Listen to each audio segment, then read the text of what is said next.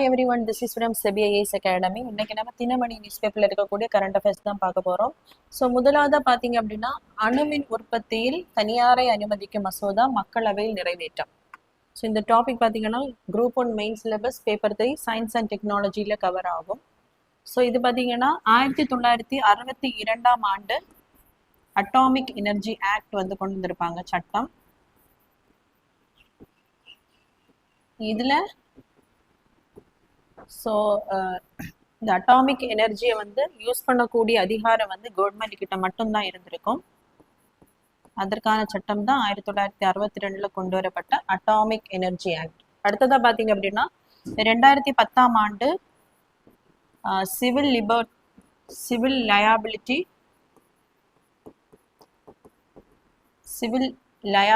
For nuclear damage act வந்து கொண்டு வந்திருப்பாங்க.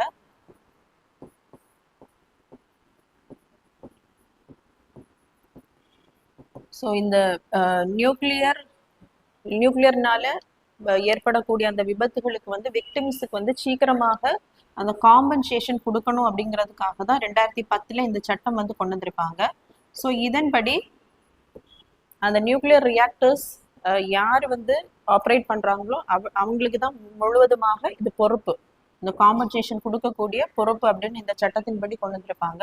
ஸோ ஒரு குறிப்பிட்ட லிமிட்டும் அதற்காக கொண்டு வந்திருப்பாங்க. அதுக்கு மேலே இருக்கக்கூடிய லிமிட்டை என்ன பண்ணுவாங்க அப்படின்னா கவர்மெண்ட் வந்து காம்பன்சேட் பண்ணுவாங்க அப்படின்னு இந்த 2010 இந்த சட்டம் வந்து கொண்டு வந்திருப்பாங்க. ஸோ இது ரெண்டும் இப்போ என்ன பண்ண போறாங்க அப்படின்னா இதில் சட்ட திருத்தங்கள் கொண்டு வர போறாங்க. ஸோ 1962 அட்டாமிக் எனர்ஜி ஆக்ட்ல பார்த்தீங்க அப்படின்னா கவர்மெண்ட் மட்டும்தான் என்ன பண்ணோம் அப்படின்னா இந்த அட்டாமிக் எனர்ஜியை வந்து யூஸ் பண்ணி பலவிதமான அந்த ரிசோர்ஸஸ் என்ன பண்ண முடியும்னா கிரியேட் பண்ண முடியும். அதே மாதிரி 2010 பார்த்தீங்க அப்படின்னா civil liability for nuclear damage act கொண்டு வந்திருப்பாங்க. ஸோ இது ரெண்டையும் சட்ட திருத்தம் பண்ண போறாங்க. அதன்படி எந்த சட்டத்தை வந்து கொண்டு வர போறாங்க அப்படின்னா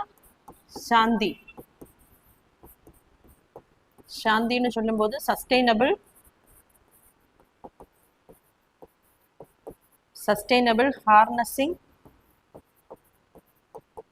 harnessing and nuclear energy transforming India. So இந்த சட்டத்தை